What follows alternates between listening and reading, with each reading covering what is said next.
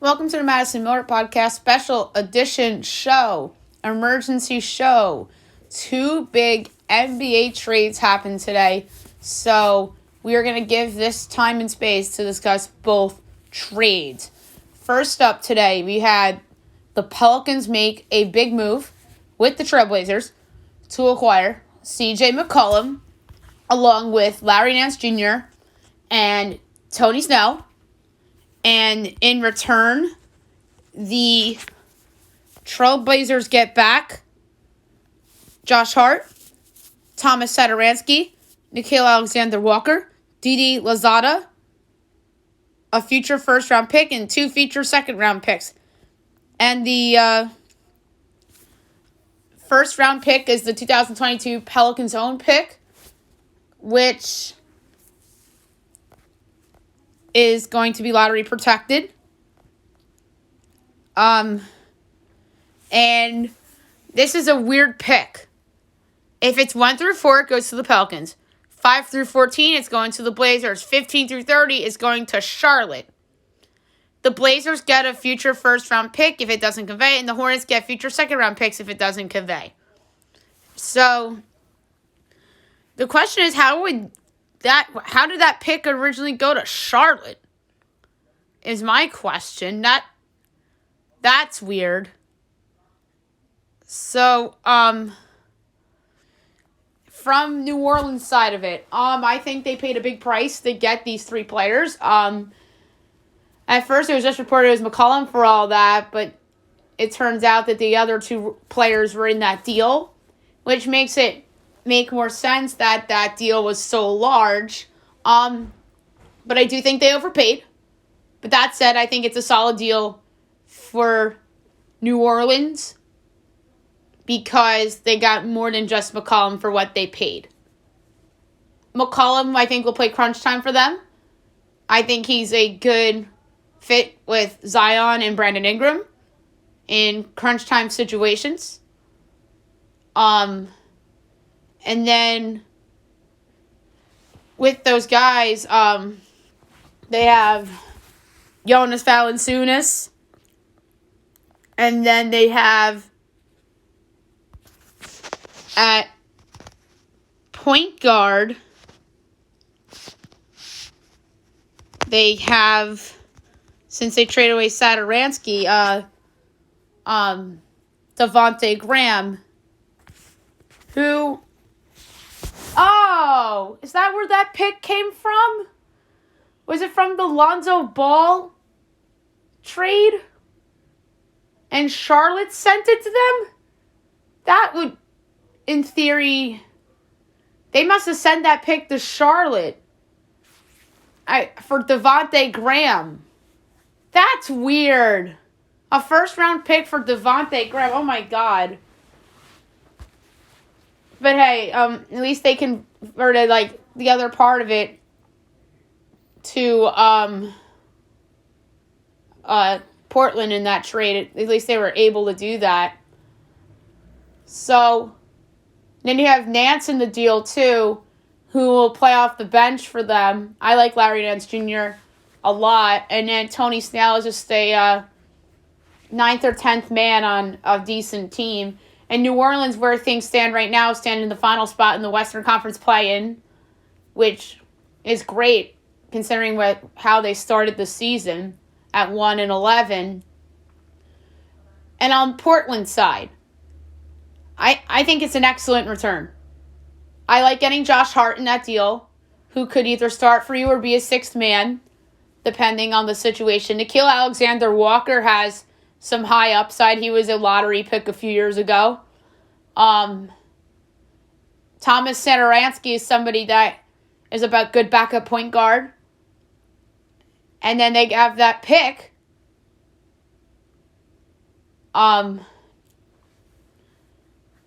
Which they can conceivably get. If the Pelicans lose in the play-in game, they're getting that pick.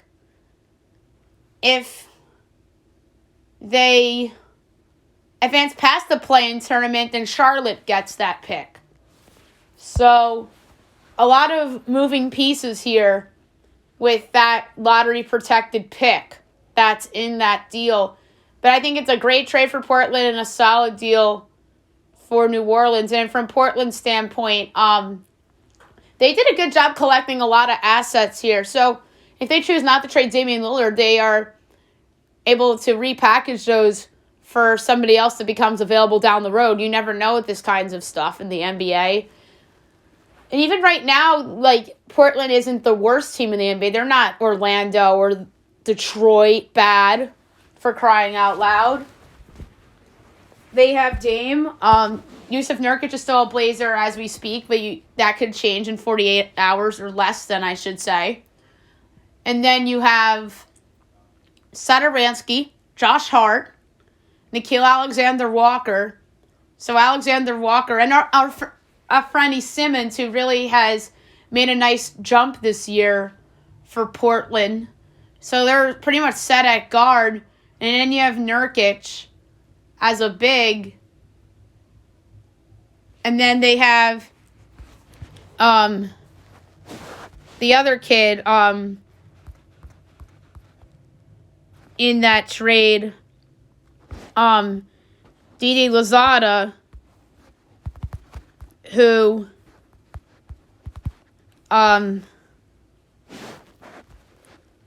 could play for them a little bit too. So, Portland did very well in that trade for CJ, and I think that pick has potential to come through, especially if either A, Sacramento loses in the play-in tournament, or New Orleans loses in the play-in tournament, or B, they don't even make the playoffs in general, which is not inconceivable because they have a couple teams behind them. I don't think Portland's going to catch them because they traded away McCollum, Nance, Robert Covington, and Norman Powell. Lurking behind them is San Antonio, who's a game and a half back. They have DeJounte Murray. That might be a sneaky team. And in Sacramento, who's 2 back. And amazingly enough, Oklahoma City's 4 back, but they're not catching them. So I think they're realistic contenders. Like, if somehow Dame comes back and Portland starts playing well, amazingly enough, it could be Portland. I'm not going to cross off Portland entirely unless if Dame doesn't come back. But I don't think Portland's getting that spot. It's either going to be New Orleans, San Antonio, or Sacramento. And speaking of Sacramento, they were the other team that made a huge splash today. Partnering up with the Indiana Pacers as they make the surprising trade of the deadline so far, acquiring Domantas Sabonis, Jeremy Lamb, and Justin Holiday from the Pacers for Buddy Hield, Tristan Thompson, and Tyrese Halliburton. And the Kings are also getting a 2027 second-round pick in this deal. I was astonished when I saw this deal. I am astonished that Tyrese Halliburton was in this deal.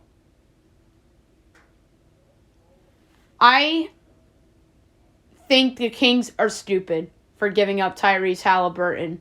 I understand Domantas Sabonis is a great player. He'll help the Kings in a big way. And they have lacked a good center for a while, and they finally got one.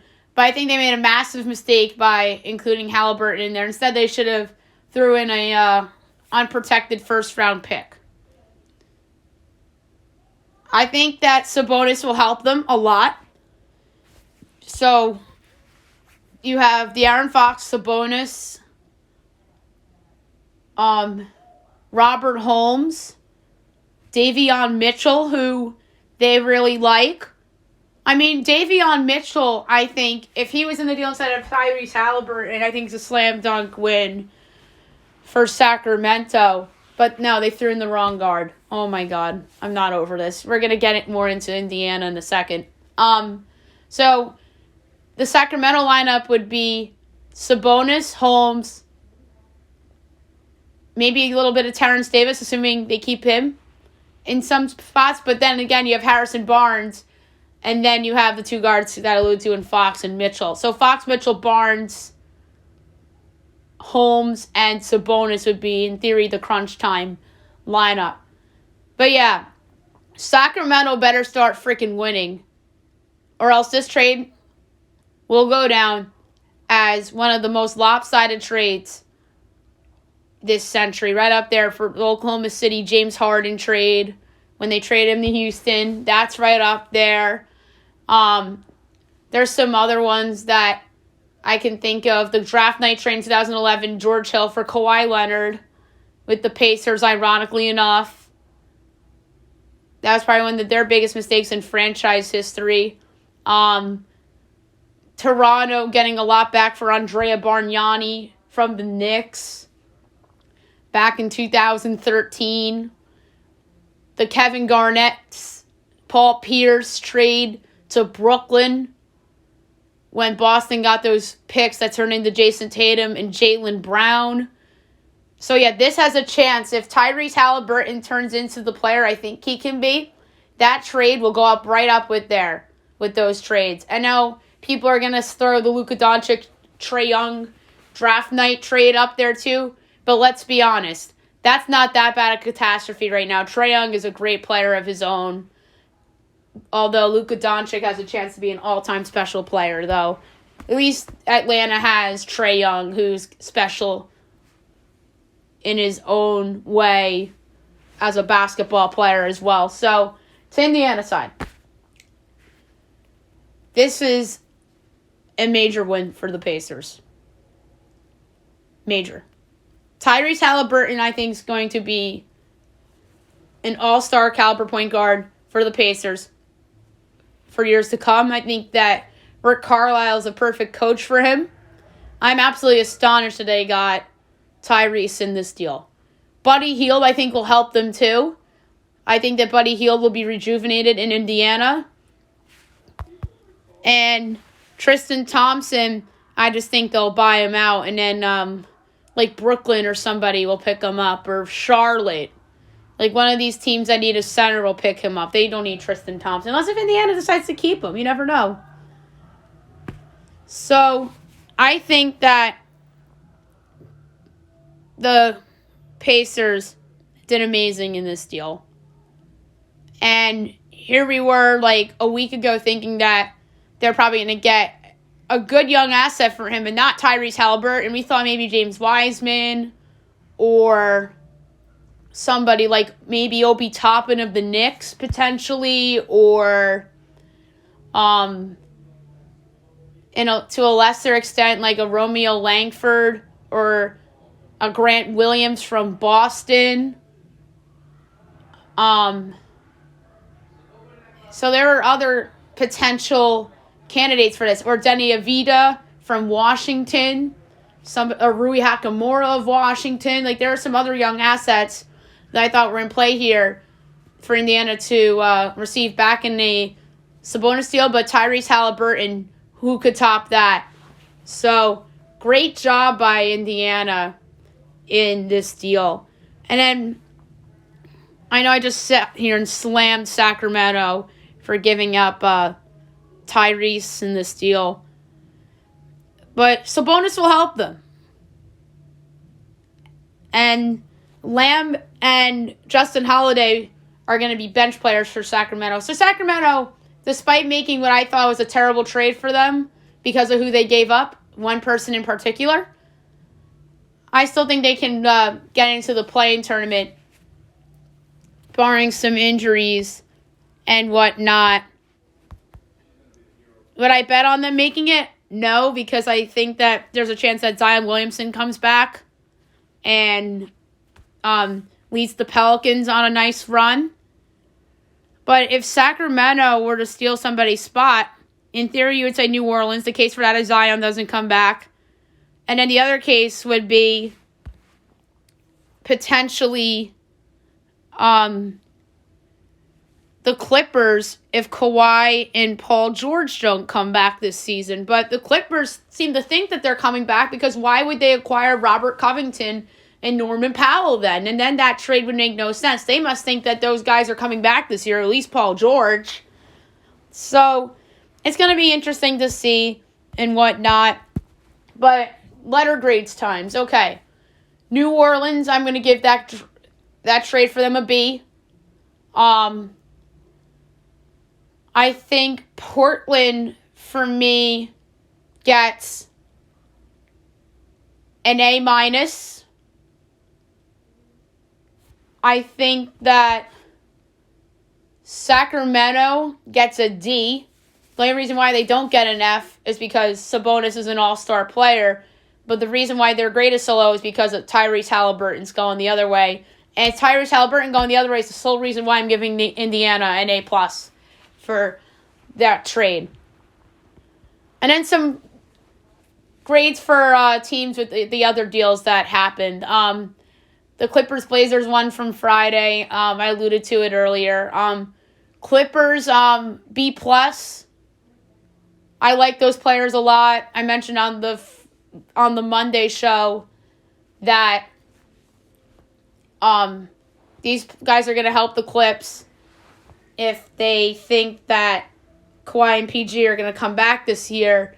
And even if they don't, those guys can help them next year too. If I assume they're both under contract. And then on the other side, Portland in that deal, I'd say they did better in the McCollum deal than in the Clipper deal, because they got Eric Bledsoe in that deal, and they got some other pieces as well. So in terms of that, they got Bledsoe, Justice Winslow, Keon Johnson, and then a future second-round pick, which is the 2025 second-round picks from the Pistons. So I would say the Blazers in that deal get a C+. I think they could have done a little bit better in that deal, but I like that deal a lot for the Clippers. The only reason why I say it's B+ is because it's not a guarantee that Kawhi and Paul George are going to be back this year. If not, let's say those guys are back next year, those two guys they traded for, then that deal does make sense, though. And then the other trade, the Caris LeVert deal, so Indiana gets the Ricky Rubio expiring, lottery protected 2022, and 2 second-rounders. And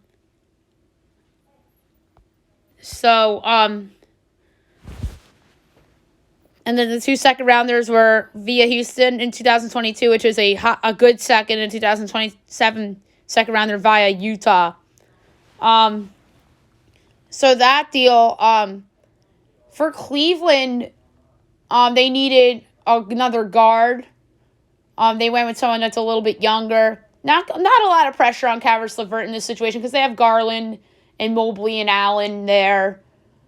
So, in theory, he's the 4th best guy. And so, I would give that trade a solid B for Cleveland, although I do think they could have done better there. Because Caris LeVert's a little bit of a ball stopper, and he has been injury-prone in the past.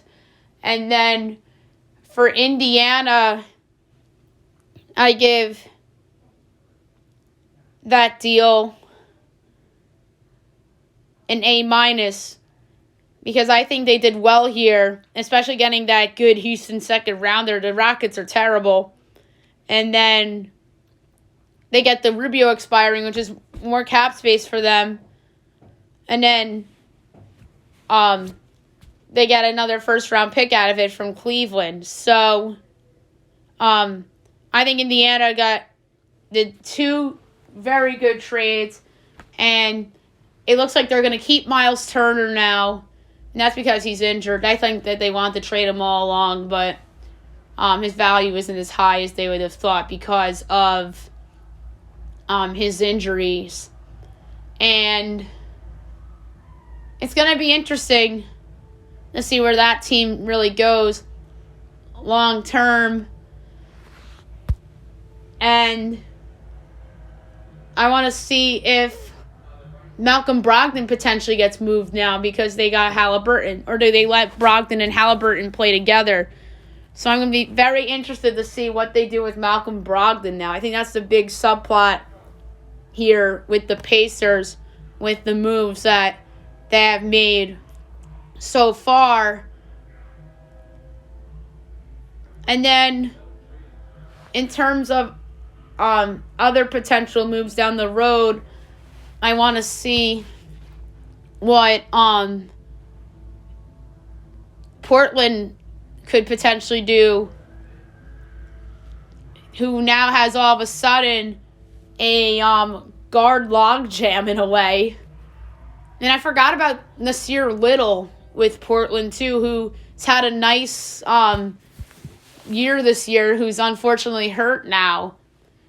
So it's going to be very interesting, for sure. And obviously, if there's any more monster trades, tomorrow we'll do another one of these emergency podcasts tomorrow as well. And then on Thursday evening, I'm going to do a trade deadline day recap, but at night, around the same time as I am recording this now.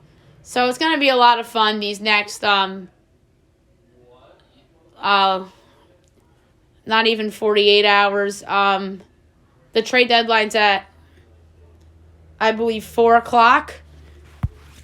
Or is it 3? I think it's 3 o'clock would be the deadline in theory. So 43 hours plus. Because sometimes trades are announced after the deadline. So that's always something to monitor as well. So I'll be back with my normal show tomorrow morning. And I hope you guys have a fabulous night, everyone.